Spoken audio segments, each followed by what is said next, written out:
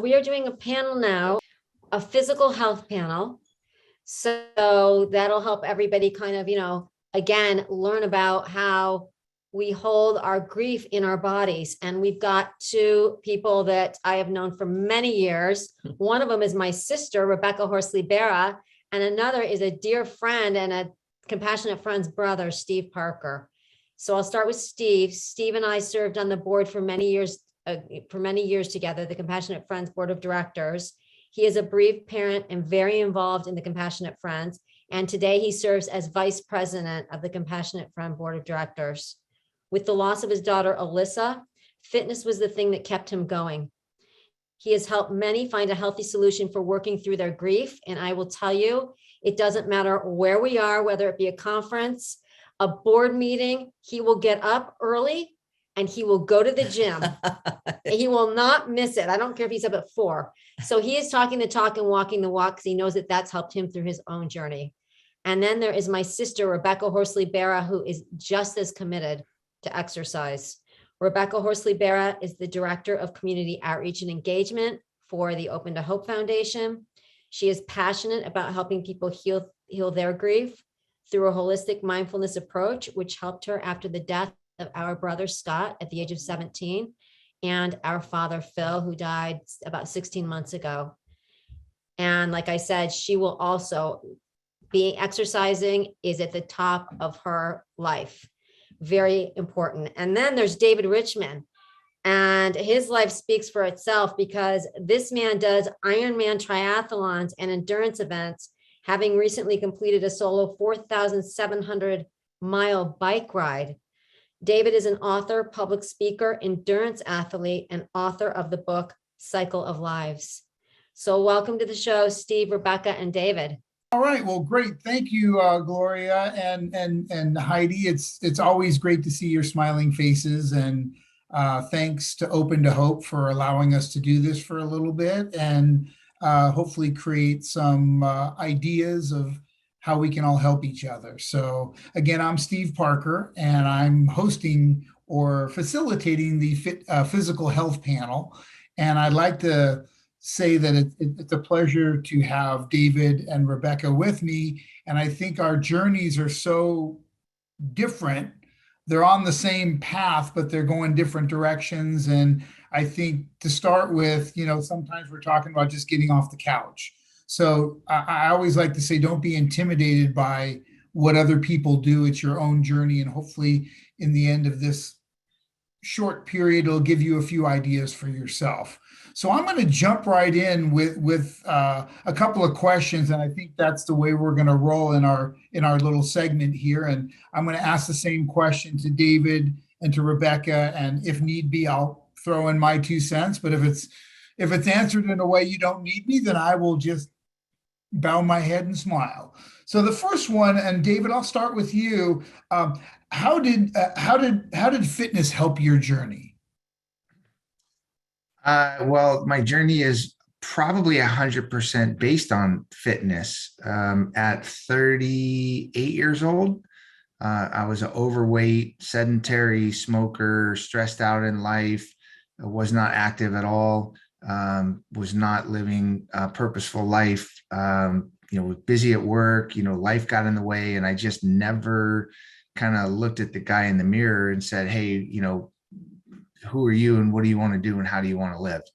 And I needed to get myself out of a I had 4-year-old twins, and I needed to get us, me and them, out of a bad domestic situation. So I got us to safety, and we just kind of caught our breath. And I looked in the mirror and I said, man, oh man, like what the heck is going on with you? Who are you and what are you going to do? And at that same time, I got a call from my sister, who's only a year and change older than me. And she told me that she had terminal brain cancer.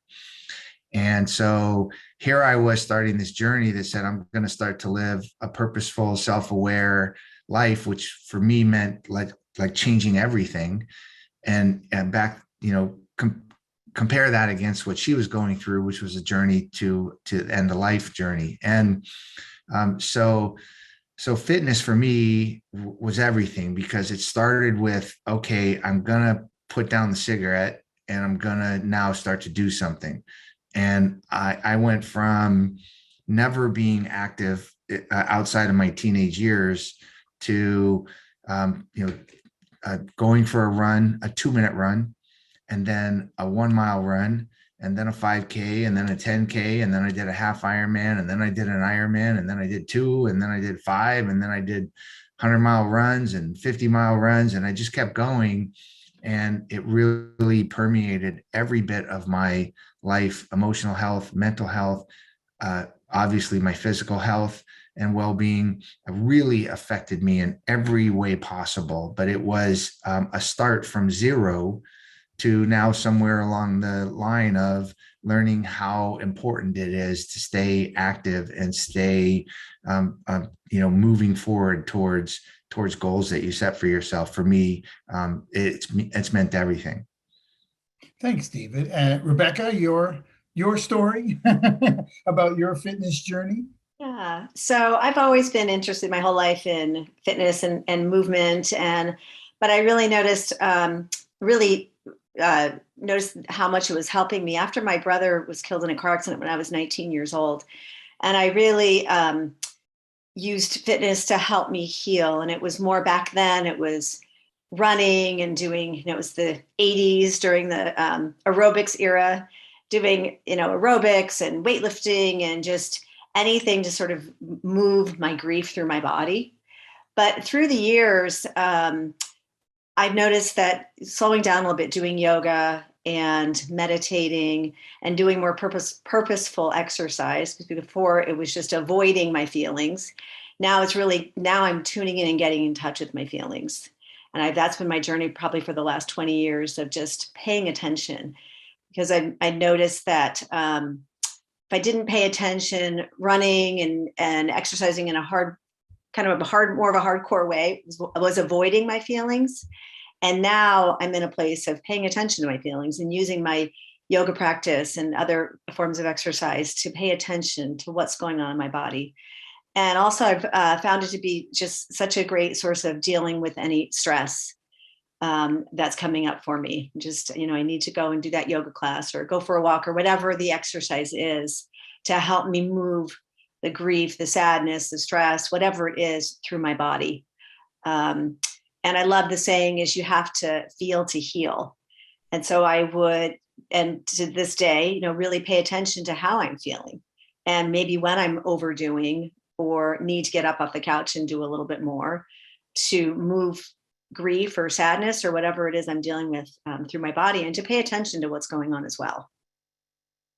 That's great. And kind of what I thought from the very beginning with the three of us is, even though obviously, like I said, we're on a similar path, but maybe on a different mountain. I was always the fitness guy. I was a 3-sport letterman in high school, and now I'm an ADD salesman. So I was always moving. So I wasn't nearly as purposeful as Rebecca, let's just say, or having to heal like David, but it was just part of my life. And I didn't even realize, 10, 15 years into my grief, I looked backwards. And I think a lot of what I talk about and how I feel has to do with what kind of happened organically without me thinking about it. And the parts of my journey where I gained weight and lost interest. And my daughter passed away at the age of 2. And I was in my late 30s and having 2 other healthy children, which is a blessing. But all of a sudden I was in my early 40s, 40 pounds heavier than I am now. And woke up one day, and even though I had never really gotten off the fitness kick, you don't have to. So it really putting focus back the other way. And I think for all of us, it's really about finding how you connect therapeutically as well as physically. You can't create a journey for somebody else. It's almost like I think it needs to be created by yourself in your own image of something that you can do. So what are three things you would advise someone at any level in physical health, David? Well, for me, it's not 3 different things. It's 3 things along the same path, and it took me a lot of years to figure this out. But I at least for me, what the formula is, and I've talked to hundreds and hundreds and hundreds of people about this, and it kind of goes, whether it's a physical journey or a mental or emotional healing or whatever. And that is this 3-step process, which is one, being able to be really honest and do an honest assessment of where you're at. I think we're really good at not taking a good look at ourselves because we're worried about other people, or maybe we don't want to admit that we have frailty or whatever. But when I stood in front of that mirror and said, all right, man, like, really, who are you? I made a very, very honest assessment of the things that I did well, that I felt good about, the things that I didn't do, or the things that weren't good for me, that I needed to get rid of, people, my attitudes, whatever. And I just said, man, you got to take an honest assessment of where you're at. That's number one. Number two is in my case, I think you need to clear your mind. And that is either forgive yourself for not doing the things that you knew you should have been doing for years, right? How many times did I hear quit smoking and eat better and be active, and I never heard it? Right. And I could carry that around forever as guilt and as a stumbling block. And so in my case, freeing my mind meant to forgive myself. Maybe sometimes we just need to accept things, or we just have to fit into the circumstances that life had given us and just let go of whatever it is that says to you, you're already here and you can't get there. Right. For whatever reason, just let it go. Just free your mind. And then the third part is, if you can do those first two things, in my mind, then you can lean into whatever you're trying to do. You can learn. And I don't think a fitness journey is from A to B. It's from A to infinity. It is just a learning thing. Right? Hi, Rebecca, you did more running, and then you did more yoga, and then you do meditation. Then maybe you'll go to something else. Who knows? One of these days you might become a CrossFit queen. Whatever the thing is that you want to do, it's just learning. And so for me, everything that I do is learning, but I do it with a free mind. And I do it with as much of an honest assessment of who I am, what my limiters are, and what I need to accomplish to feel good about myself. And so that's my 3-step process, or the 3 things that I would do. Thank you, David. Rebecca, please.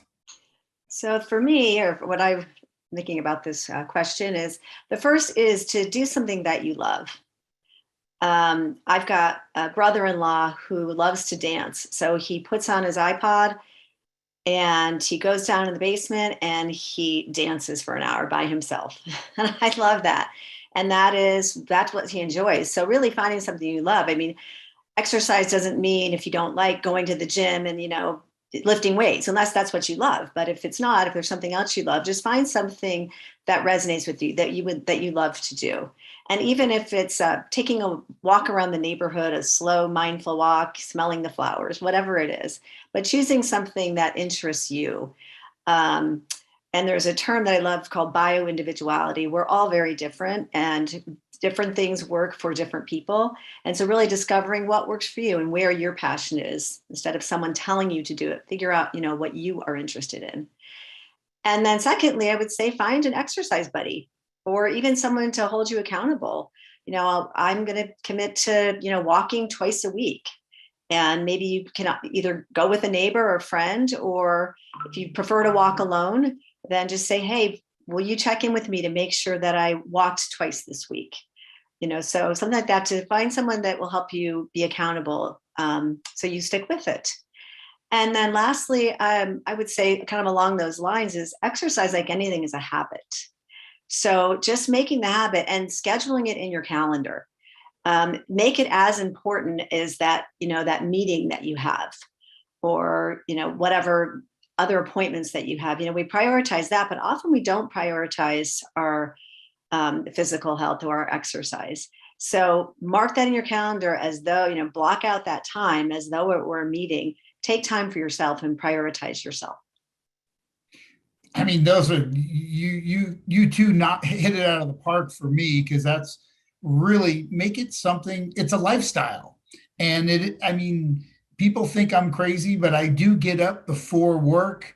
I travel, whether it's a silly little hotel gym or maybe just walking around, whatever I can do. And it doesn't have to be the same thing. And the other thing, kind of towards David's comment, and obviously Rebecca touched on this, is that you're not even going to really know what you like to do in the exercise world if you've never done anything. So dabble in it, try this, try that, and again, lifestyle and convenience. If you have a certain lifestyle that doesn't allow you to do it first thing in the morning, but you're a night person, I mean, but do schedule it. I do believe in that, and accountability, whether you're holding yourself accountable, and anytime you can do it with a buddy, because I know plenty of times when I train with somebody, it wasn't my best day to be training, but I'm there for the other guy. But by the time I walk out the door, I've gained so much. And 80% of exercise, which is right on the wall of my gym, is walking in the door.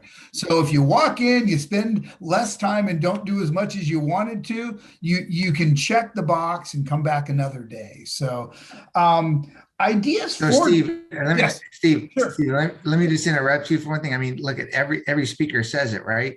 Showing up is 80% of the battle, right? For mentoring, for support groups, for the gym, for healthy eating, for whatever. I'm showing up. That's what you got to do. It's so hard, but it's so simple.